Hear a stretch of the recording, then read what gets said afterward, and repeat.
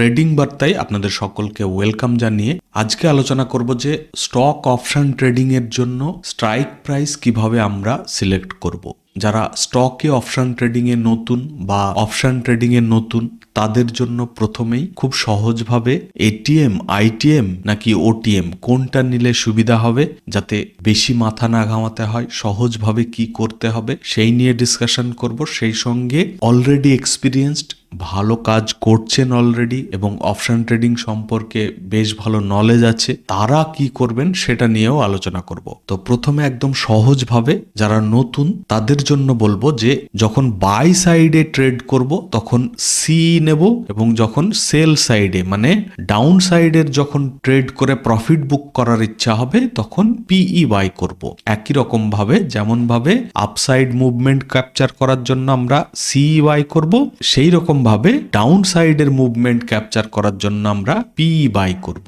ঠিক আছে, তো এটা তো আশা করছি ক্লিয়ার। এখন প্রশ্ন হচ্ছে যে এটিএম নেব নাকি আইটিএম নেব নাকি ওটিএম নেব। যারা একদম নতুন মানে কখন কোনটা নেব এই নিয়ে খুব চিন্তিত, তারা বেশি মাথা না ঘামিয়ে সবসময় এটিএমটা নেবেন। মানে কখনোই আমরা ওটিএম এ যাবই না, আইটিএম এ গেলেও যেতে পারি, বাট সবসময় এটিএমটাই প্রেফার করব।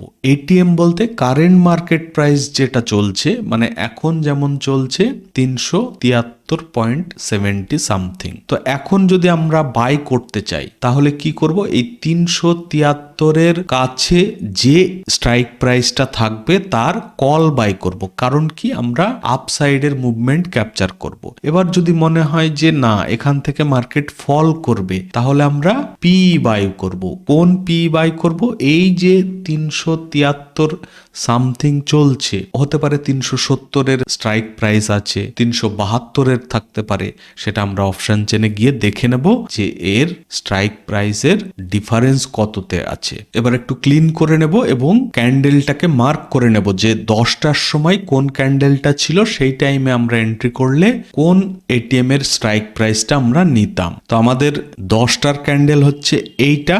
তো এইটা যদি 10টার ক্যান্ডেল হয়, 10টার আগেই আমাদের ব্রেকআউট করছে, এই যে রিট্রেসমেন্ট নিয়ে ব্রেকআউট করছে, যেহেতু আমরা 10টার আগে এন্ট্রি করব না, তো আমরা এই 10টার ক্যান্ডেলে আমরা এন্ট্রি করব। এটার স্ট্রাইক প্রাইস কি আছে এবং এইটা তখন কত প্রাইস চলছিল, মানে এলটিপি চলছিল মোটামুটি আমরা ধরে নেব এই 367-র কাছাকাছি। তখন আমরা কি নেব, যেহেতু এটা আপসাইডে ব্রেকআউট করেছে তাহলে আমরা বাই সাইডের মুভমেন্ট ক্যাপচার করব। তাহলে আমরা কি নেব, সিই। কিসের সিই? এটিএম। তাহলে এটিএম কোনটা, এই 367 মানে 367-র কাছাকাছি যে স্ট্রাইক প্রাইসটা থাকবে। 367-র বেশি 1 পয়েন্ট 2 পয়েন্ট যাই বেশি হবে, তার বেশি কোনো আমরা স্ট্রাইক প্রাইস নেব না, হয় 367 বা তার থেকে কমের কোনো একটা সিই নেব। বাট যদি ধরুন এখান থেকে ডাউনফল শুরু হলো, মানে আমরা যদি ডাউন সাইডের মুভমেন্ট ক্যাপচার করতে চাই এবং প্রাইস চলছে ধরুন সেম প্রাইস 367, এবার তখন আমরা তাহলে কি নিতাম, পি নিতাম। এবার কোন পি, মানে 367 থেকে কমের কোনো স্ট্রাইক প্রাইস আমরা তখন নেব না।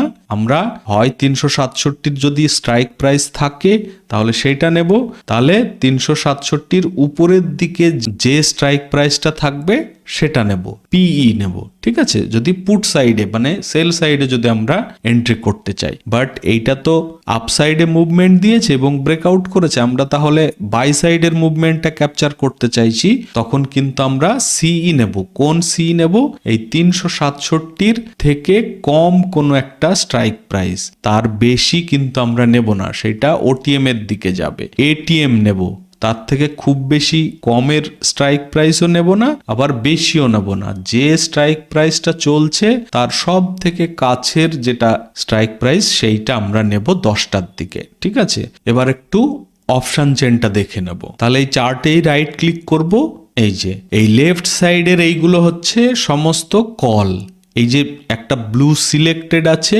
এই মাঝখানের এইটা হচ্ছে এটিএম, এখানে বাই ডিফল্ট দেখিয়ে দেয়। এবং আমাদের তখন কারেন্ট প্রাইস কি চলছিল, 367 মানে 367, তখন এটিএম চলছিল, তাহলে সেই স্ট্রাইক প্রাইসটা নেব, মানে 367.5 আছে আর তার নিচে 365 আছে, তো 367.5টাও নিতে পারি, চাইলে আমরা 365ও নিতে পারি, মানে সামান্য আইটিএম হয়ে যাবে, অসুবিধার কিছু নেই, বাট নিতে পারি। বাট অ্যাকচুয়াল এটিএম কিন্তু এখানে তখন 367.5, যেহেতু আমরা বললাম লেফট সাইডের এই সমস্তগুলো কল সাইডের, তাহলে 367.5 এর যে কল এখানে ক্লিক করলাম, তার চার্টটা ওপেন হয়ে গেল।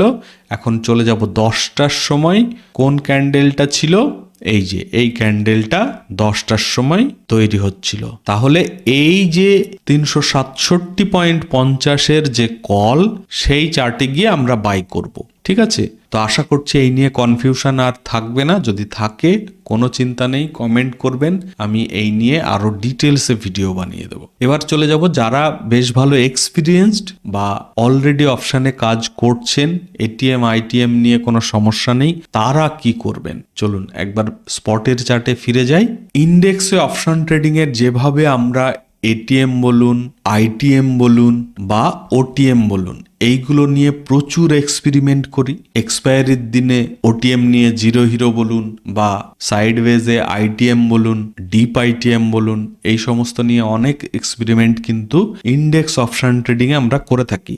বাট স্টক অপশানে বিশেষ করে ইন্ট্রাডের ক্ষেত্রে আমরা কিন্তু খুব বেশি এক্সপেরিমেন্ট করব না, কারণ খুব বেশি আইটিএমেও যাব না, অনেক সময় সেখানে কিন্তু লিকুইডিটির প্রবলেম হয় এবং ওটিএমেও কিন্তু অনেক সময় লিকুইডিটির প্রবলেম হয়। তো খুব বেশি ডিপ আইটিএম বা ওটিএমে আমরা যাব না, আমরা মোটামুটি এটিএম এর কাছাকাছিই থাকবো। এমন নয় যে আমরা এক্সপিরিয়েন্স হয়ে গেছি বলে এটিএম নেবই না, এটিএমটাই সবসময় প্রেফার করব, বাট একবার হলেও চেক করে নেব যে কোন স্ট্রাইক প্রাইসগুলোতে বেশি লিকুইডিটি আছে, বা এটিএম না নিলেও একটু আইটিএম এর দিকে আমরা চেষ্টা করব, কারণ অনেক সময় সাইডওয়েজ হলে কিন্তু প্রিমিয়াম ডিকেটা বেশি হবে। এবং বিশেষ করে যখন ধরুন এক্সপায়ারির কাছাকাছি স্টকে কিন্তু মান্থলি এক্সপায়ারি হয়, তো সেই ক্ষেত্রে আমরা মোটামুটি 10 দিনের কম যখন টাইম থাকবে তখন কিন্তু অবশ্যই আইটিএমেই কাজ করব, তখন আর এটিএম নেব না।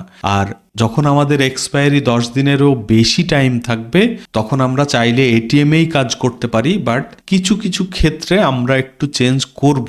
যেমন ধরুন আমরা এন্ট্রি করছি এই জায়গাটায়, ঠিক আছে, এই স্ট্রাইক প্রাইসটায়, মানে 367এই আমরা এন্ট্রি করছি। এখন এন্ট্রি করার আগে যারা আমরা অলরেডি অপশন ট্রেডিংয়ে ভালো এক্সপিরিয়েন্স আছে যাদের, তারা 2-3টে জিনিস একটু মাথায় রাখবো যে আমরা এই জায়গাটায় এন্ট্রি করছি। এন্ট্রি করার আগে একটা জিনিস ভাববো যে আমরা এখানে এন্ট্রি করছি, তাহলে স্টকটা কি এখান থেকে কন্টিনিউ আপমুভ দিতে পারে, মানে এখানেই কি রিট্রেসমেন্ট নেবে নাকি কন্টিনিউ আপমুভ দেবে, সেই জিনিসটার উপরে বেস করেও কিন্তু আমরা স্ট্রাইক প্রাইস চেঞ্জ করতে পারি। কিরকম, মানে ধরুন কোনো রিট্রেসমেন্ট ছাড়াই এখান থেকে আপমুভ দেওয়ার একটা টেন্ডেন্সি যদি থাকে সেই স্টকটাই, হয়তো 100% আপনার চিন্তা ভাবনা হয়তো ম্যাচ করবে না, বাট কি চান্সেস আছে সেটার উপরে ডিপেন্ড করেই কিন্তু স্ট্রাইক প্রাইসটা চেঞ্জ আমরা করতে পারি। কিরকম, মানে যখন রিট্রেসমেন্ট না নেওয়ার একটা টেন্ডেন্সি থাকবে, মানে অলরেডি হয়তো একটা রিট্রেসমেন্ট হয়ে গেছে, ব্রেকআউট করছে আর রিট্রেসমেন্ট নাও নিতে পারে, তখন আমরা চাইলে একটু ওটিএম এর দিকে যেতে পারি। কারণ কি, কারণ এই যে ওটিএমটা আমরা নেব, যখন স্টকে ভালো মুভমেন্ট দেবে তখন এই ওটিএমটা কিন্তু আইটিএম হয়ে যাবে, আর যখনই এই ওটিএম থেকে আইটিএম এ আপনার স্ট্রাইক প্রাইসটা কনভার্ট হবে, তখন আপনি যে ওটিএমটা নিয়েছেন তার যে ডেল্টা সেটা কিন্তু অনেক কম থাকবে, মানে হয়তো 0.4 বা 0.45 বা 0.35 এইরকম হয়তো ডেল্টা থাকবে যদি আপনি ওটিএম নেন। এবার যখন আপনার ওই ওটিএম স্ট্রাইক প্রাইসটা আইটিএম হবে বা এটিএম হবে, তখন কি হবে, সেই যে ডেল্টা 0.4 বা 0.35 সেইটা কিন্তু চেঞ্জ হয়ে হয়তো এটিএম হলে 0.5 হবে বা আইটিএম হলে 0.67 এরকম কিছু তখন বাড়বে। তো যখন এরকম ওটিএম থেকে এটিএম বা আইটিএম হবে, তখন কিন্তু আপনার যে পরিমাণ প্রফিট একটা এটিএম এ হতো তার থেকে কিন্তু কিছুটা হলেও বেশি পাবেন। তো যখন উইদাউট রিট্রেসমেন্ট মুভমেন্ট দেওয়ার একটা প্রবাবিলিটি থাকবে তখন হালকা ওটিএম নিতে পারেন, যে ওটিএমটা আপনার এটিএম বা আইটিএম এ কনভার্ট হতে পারে। এবার হচ্ছে যে রিট্রেসমেন্ট আসার চান্স আছে, কিভাবে রিট্রেসমেন্ট আসার চান্স আছে বুঝবেন, যে তার আগে হয়তো রিট্রেসমেন্ট হয়নি সেরকম ভাবে, মানে ভালো একটা রিট্রেসমেন্টের চান্স আছে, তখন কি করবেন, একদম সহজভাবে যদি স্ট্রাইক প্রাইস সিলেক্ট করতে চান তাহলে তো এটিএম নিয়ে নিলেন, বাট বেস্ট হয় যে কত দূর পর্যন্ত রিট্রেসমেন্ট নিতে পারে সেই লেভেলটা আপনাকে মার্ক করতে হবে। সেটা ব্যবহার করতে পারেন ফিব রিট্রেসমেন্ট টুল ব্যবহার করে আপনি তার লেভেল মার্ক করতে পারেন, বা প্রিভিয়াস সুইং এর যে লো আছে বা মার্ক আছে যেমন এই লেভেলটা, তো এত দূর পর্যন্ত যদি রিট্রেসমেন্ট আসার চান্স থাকে তাহলে এই যে লেভেলটা মানে আপনার যে রিট্রেসমেন্টের লেভেল, সেই লেভেলের যে স্ট্রাইক প্রাইস, সেই স্ট্রাইক প্রাইসটা আপনি নিতে পারেন। মানে ইন দা মানির সেই স্ট্রাইক প্রাইসটা নিতে হবে যে স্ট্রাইক প্রাইসটা আপনার অ্যাটলিস্ট ওটিএম এ কনভার্ট হবে না, মানে ম্যাক্সিমাম আপনার অপোজিট সাইডে মুভমেন্ট দিলেও যেন সেটা এটিএম এর মধ্যেই থাকে বা আইটিএম এই থাকে, সেই রকম একটা প্ল্যান করে আপনি আইটিএম নিতে পারেন। তবে আবারও বলবো, এই আইটিএম আর ওটিএম খুব বেশি ডিপে যাবেন না, এটিএম এর কাছাকাছি নেবেন এবং লিকুইডিটিটা ঠিকঠাক আছে কিনা সেইটা একবার চেক করে নেবেন। তো আশা করছি এটিএম আইটিএম এই নিয়ে যা কনফিউশন ছিল অনেক ক্লিয়ার হবে, বাট যদি এখনো কনফিউশন থাকে অবশ্যই কমেন্ট করে জানাবেন, আমি ডিটেলসে ভিডিও বানিয়ে দেব। আর প্লিজ ভিডিওটাকে লাইক করবেন, চ্যানেল যদি এখনো সাবস্ক্রাইব করে না থাকেন অবশ্যই সাবস্ক্রাইব করে নেবেন। আজকে ভিডিওটা এখানেই শেষ করব এবং এই স্টক অপশনের এই সিরিজে কিন্তু আরো বেশ কয়েকটা ভিডিও আসবে, আপনারা সঙ্গে থাকবেন। Thank you, bye by.